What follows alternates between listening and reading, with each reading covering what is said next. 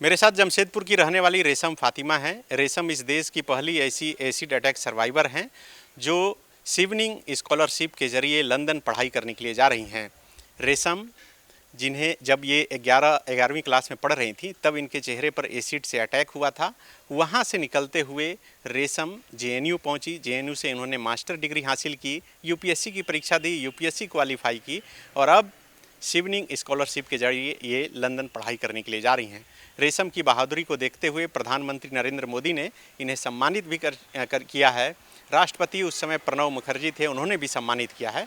रेशम की कहानी देश की हर उस लड़की को देखनी चाहिए जो ये समझती हैं कि चेहरा ही सब कुछ होता है। रेशम ने ये साबित करके दिखाया है कि चेहरे अगर ख़राब भी हो जाएं तो कैसे अच्छी इमेज बनाई जा सकती है और कैसे अपने सपने को पूरा किया जा सकता है। रेशम से बात करेंगे। पहले तो रेशम बहुत बधाई। शुक्रिया, बहुत बहुत शुक्रिया। तो ये शिवनिंग से सिलेक्शन हुआ है, आप लंदन जा रही हैं, क्या पढ़ाई करेंगे? मैं वहाँ पर एमएससी करूँगी, जेंडर डेवलपमेंट और ग्लोबलाइजेशन, ये कोर्स है मेरा। आप मुस्लिम कम्युनिटी से आती हैं और माना यही जाता है कि लड़कियों को बहुत दायरे में एक रखा जाता है, लेकिन आप जब 11वीं में थी आप एसिड से अटैक हुआ और वहाँ से निकलते हुए आप जेएनयू तक गई और जेएनयू से आप विदेश पढ़ाई करने के लिए, इस जर्नी के बारे में अपना बताइए। हाँ बिल्कुल, क्यों मैं हमेशा से पढ़ाई में बहुत अच्छी थी, तो जब यह हादसा हुआ मेरे साथ तो घर वालों ने उसमें कहा कि तुम ब्रेक ले लो। मेरे घर वाले पढ़ाई के लिए बहुत सपोर्टिव थे, हमेशा चाहते थे कि लड़कियां भी आगे पढ़ें, मगर उन्होंने मुझे कहा कि हॉस्पिटल और सारी चीज़ों में हो तो ब्रेक ले लो और उसके बाद 12th करना, क्योंकि मैं 11th में थी उस टाइम पर। मगर मैंने हॉस्पिटल ही में कहा कि नहीं, मैं पढ़ाई अभी कंटिन्यू करूँगी चाहे जैसे भी करूँ। और मैंने उसी सिचुएशन में 11th करा कंप्लीट और 12th करा और मेरे 87% मार्क्स आए। मेरा जामिया में एडमिशन भी हो गया और मैं 1 साल के अंदर ही इस हादसे के जामिया चली गई आगे की पढ़ाई पूरी करने। जबकि मेरा इलाज कंटिन्यू चल रहा था, तो मैं आती रहती थी इलाज के लिए, इलाज होता रहता था और फिर मैं वापस कॉलेज में जाके पढ़ाई भी कर रही थी। तो उसके बाद मैंने यूपीएससी की प्रिपरेशन करी जामिया से ही, जामिया आरसीए में रह के 2 साल। मेरा एक प्रीलिम्स भी हुआ, मगर कोविड के टाइम पे मेरा एक प्रीलिम्स नहीं हुआ, तो मैं बहुत ज़्यादा डीमोटिवेट हो गई और मुझे लगा कि अब कुछ नया रास्ता ढूंढना चाहिए। तो मैंने फिर जेएनयू के एंट्रेंस दिया और वहाँ पर मेरा सिलेक्शन हो गया मास्टर्स में, पॉलिटिक्स और इंटरनेशनल रिलेशंस का कोर्स था। तो मैंने वहाँ से मास्टर्स करा अपना जेएनयू से। और उसी दौरान मैं मुस्लिम लड़कियों, जो आप कह रहे हैं ये एक, मैं अपनी कम्युनिटी में ही ये काम कर रही हूँ और तब से करती आ रही हूँ कि मुस्लिम लड़कियों को पढ़ने के लिए कैसे मोटिवेट करना है, उनको करियर में गाइड करना और ये सारे एम्पावर कैसे करना है। पढ़ने के साथ ये सब भी करें? जी, मैं ये सब भी कर रही हूँ। तो मैं पिछले 2023 से करती आ रही हूँ ऑनलाइन सेशंस, और अभी तो हम लोग रांची में कुछ ऑफलाइन सेशंस भी कर रहे थे ताकि ज़्यादा से ज़्यादा मुस्लिम लड़कियाँ जुड़ पाएँ हमसे और वो आगे वो मुझे देख के एक सोच सकें कि अगर अपी यहाँ तक जा सकती हैं तो हम क्यों नहीं जा सकते हैं। तो उनको ऐसे ही मोटिवेट करके, ताकि और भी मुस्लिम लड़कियाँ जो हैं सिर्फ पढ़ाई छोड़ ना दें, ड्रॉप ना करें, बल्कि अपना करियर भी बनाएं, अपने पैरों पे खड़ी हों और वर्कफोर्स में आएँ। तो ये मेरा मोटिव है। लड़की हर समय आईना देखती है और अपना चेहरा देखकर फिर जीवन के आगे की सपने देखती है।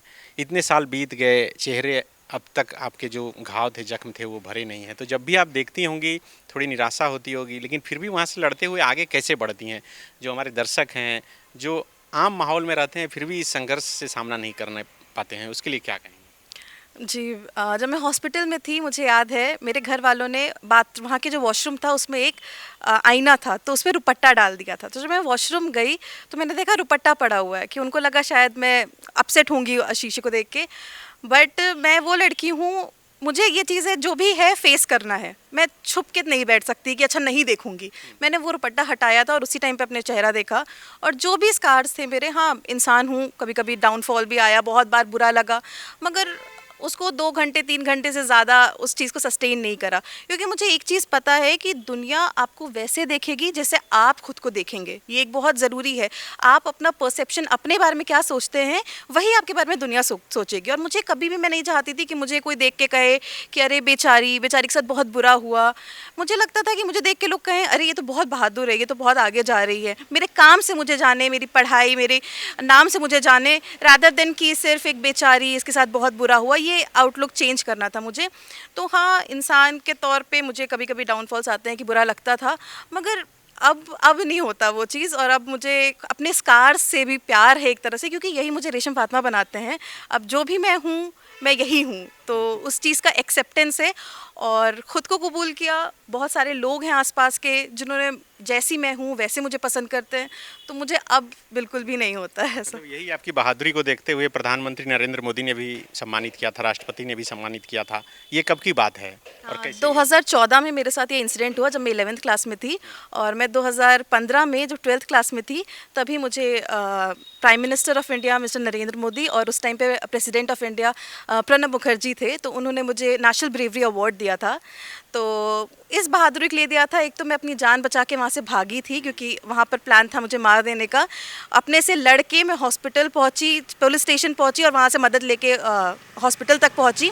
और उसके बाद की भी जर्नी एक एसिड अटैक सर्वाइवर की आसान नहीं होती। बहुत सारे क्राइम्स होते हैं, तो जब काउंसलिंग करी जाती है उनकी जो भी साइकियाट्रिस्ट होते हैं, तो मोस्टली क्या होता है उस चीज़ को भूलने की ट्रेनिंग होती है। बट ये एक ऐसा क्राइम है जिसमें जब तक आप अपने आप को एक्सेप्ट नहीं कर लोगे, क्योंकि आप चाहो कि आप चलो शीशा नहीं देखोगे, बट लोग तो हैं जो आपको घूर रहे हैं। क्योंकि मैं आगे पढ़ने गई दिल्ली, तो वहाँ पर मेट्रो में ट्रैवल कर रही हूँ, कुछ भी कर रही हूँ, तो लोग घूरते थे, पूछते भी थे सवाल आके कि ये क्या हो गया है तुम्हारे। तो जब तक आप एक्सेप्ट नहीं कर लोगे और बहादुरी से उनको जवाब नहीं दे पाओगे अच्छे से कि ये ऐसा ऐसा हुआ है, इसमें कोई छुपाने की बात तो है नहीं, कोई मतलब मैंने तो ऐसा कुछ, मेरा क्राइम तो है नहीं है। तो मैंने हमेशा उस चीज़ को बहुत पॉजिटिवली अपने बारे में पूरी अपनी कहानी बताई, और जिन्होंने भी मुझसे आके पूछा, ये जब भी पूछा, तो वो आखिर में मुझसे बहुत इंस्पायर होके गए। तो मैंने हमेशा कोशिश ये करी है, तो उसी के लिए मुझे उस टाइम पे 2015 ही में नेशनल ब्रेवरी अवार्ड मिला था। तो अभी जो शिवनिंग में आपका सिलेक्शन हुआ है, जाहिर सी बात है आप लंदन स्कूल ऑफ इकोनॉमिक्स में पढ़ेंगी, ऐसा स्कूल जहां बहुत मुश्किल से एडमिशन हो पाता है। तो एक तो सिलेक्शन कैसे हुआ, चूँकि हमारे फॉलोअप के दर्शक ज़्यादातर स्टूडेंट हैं, करोड़ों रुपए खर्च होंगे, क्या आपके कितने पैसे इसमें खर्च होने हैं, ये थोड़ा डिटेल से बताइए। जी, तो ये जो शेवनिंग स्कॉलरशिप होती है ये ब्रिटिश गवर्नमेंट देती है। तो ये हर साल अराउंड पूरे दुनिया से 800-900 लोगों को सेलेक्ट करती है। इंडिया से अप्रॉक्सीमेटली 30-35 होते हैं। तो अभी वो इस साल के कितने हुए हैं नंबर वो अभी आया नहीं है, मगर अराउंड 30 लोग हैं, तो उनमें एक मैं भी हूँ। और ये फुल्ली फंडेड स्कॉलरशिप है, इसमें मतलब मेरा 1 रुपये भी खर्च नहीं होना है। ये कॉलेज की फ़ीस 45 लाख के अराउंड है, वो डायरेक्टली शिवनिंग देगा। उसके अलावा फ़्लाइट टिकट्स, आना जाना, वीज़ा के चार्जेस और जो भी टेस्ट होंगे सारे चार्जेस। वहाँ पर रहने खाने पीने इवन घूमने के लिए भी वो स्टाइपेंड देता है, एक पॉकेट मनी टाइप ऑफ देता है जिससे आप खर्चा कर सकते हो। वो क्लोथिंग अलाउंस तक देता है, तो उसमें आपका कुछ भी पैसा नहीं खर्च होना है। ये सारा ब्रिटिश गवर्नमेंट स्पॉन्सर करेगी। तो ये सिलेक्शन का क्या प्रोसीड्यूर रहता है? इसका सिलेक्शन का ये रहा कि शेवनिंग स्कॉलरशिप अभी ओपन हो गई है, अगस्त 4 से ओपन हो गई है और ये अक्टूबर तक खुली रहेगी। तो उसमें एप्लीकेशन आपको डालना पड़ता है, उसमें एस्से थोड़े लिखने होते हैं, 4-5 एस्से होते हैं। तो शेवनिंग लीडरशिप पे बहुत फोकस करता है। आप जो भी काम कर रहे हैं, आप उसमें कैसा लीडर हैं, कैसे अपनी कंट्री को डेवलप कर सकते हैं, जो भी आपका एरिया, जैसे मेरा जेंडर है तो उस पर एस्सेज लिखने होते हैं, अपने एक्सपीरियंसेस, कैसे आपने क्या चेंजेस लाए। तो उसके एक ऐसे होता है लीडरशिप पे, एक नेटवर्किंग पे होता है, एक करियर प्लान्स क्या हैं, और जो यूनिवर्सिटी आपने चूज़ की है वो क्यों। यूनिवर्सिटी में आपको अलग से खुद से अप्लाई करना पड़ता है, एडमिशन लेके रखना होता है यूनिवर्सिटी में। तो वो जब आपका सिलेक्शन फाइनल हो जाता है, तो जो भी आपने यूनिवर्सिटी का नाम दिया होता है उसका जो सिलेक्शन होता है वो मांगता है शिवनिंग। तो मैंने LSE में अप्लाई किया था, स्वास में अप्लाई किया था, ससेक्स में अप्लाई किया था।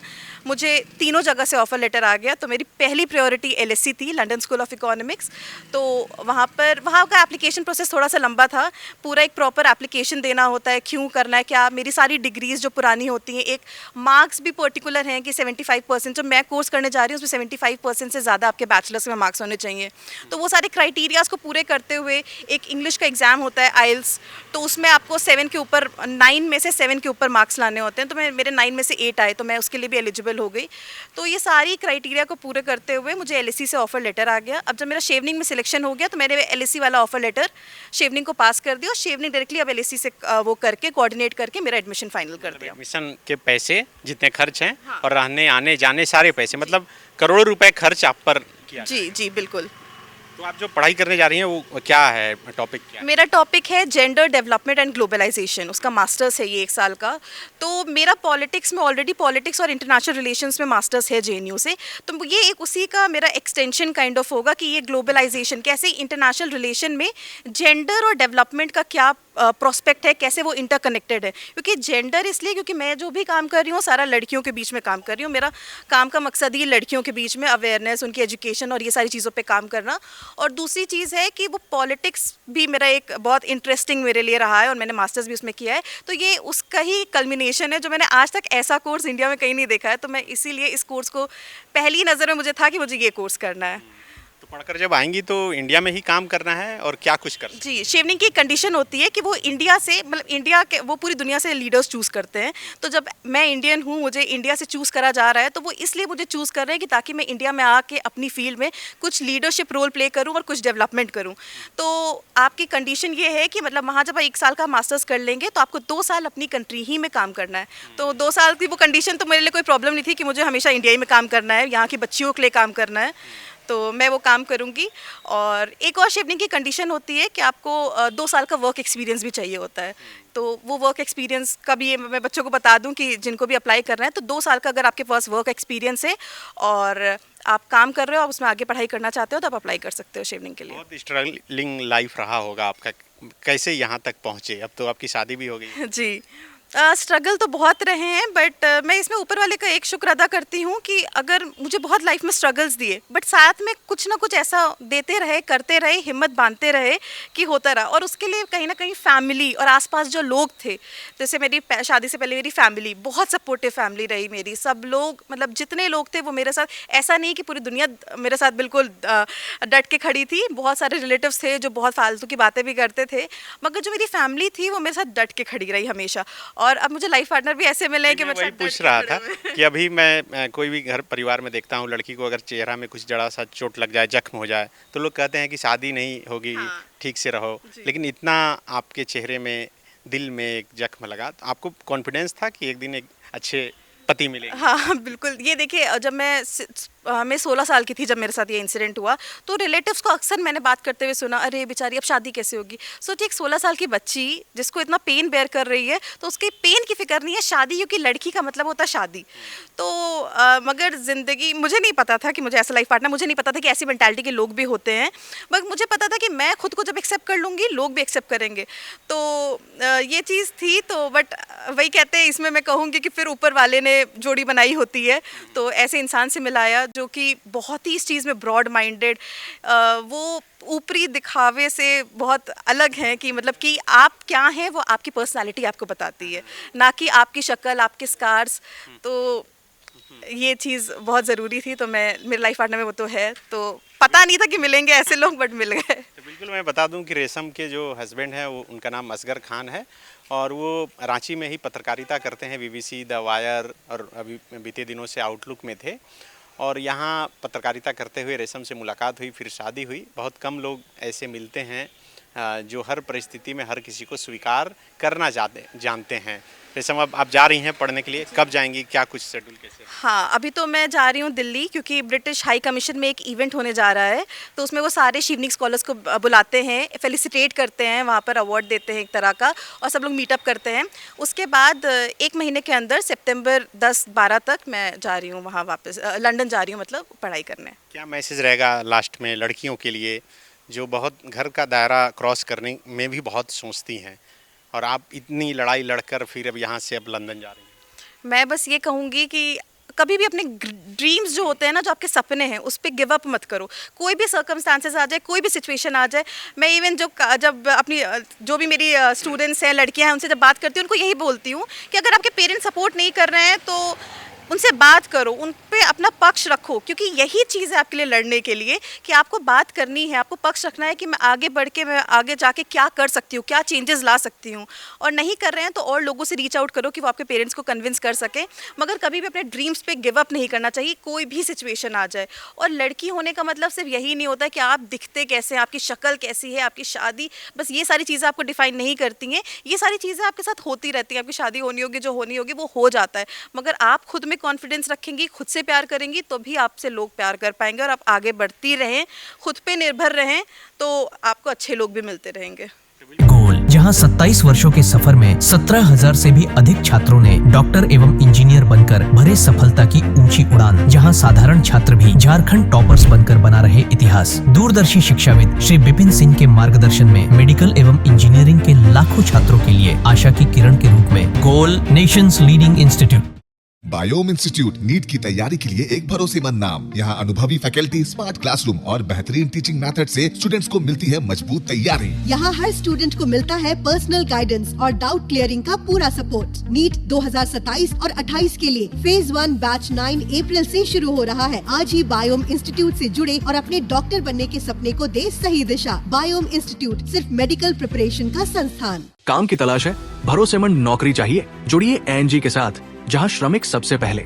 12 घंटे की ड्यूटी, हर दिन 3 समय का खाना, मुफ्त रहने की सुविधा, आपकी सुरक्षा के लिए इंश्योरेंस, ओवर टाइम का लाभ, पीएफ सीधा क्लाइंट से, समय पर पूरा वेतन और जरूरत पड़ने पर एडवांस पे। एएनजी मैन पावर सॉल्यूशंस, सम्मान के साथ काम, भरोसे के साथ कमाई।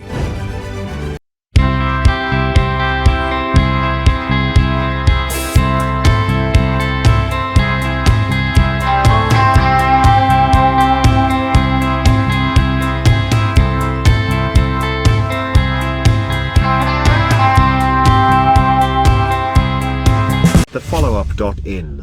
Like, share, and subscribe. www.thefollowup.in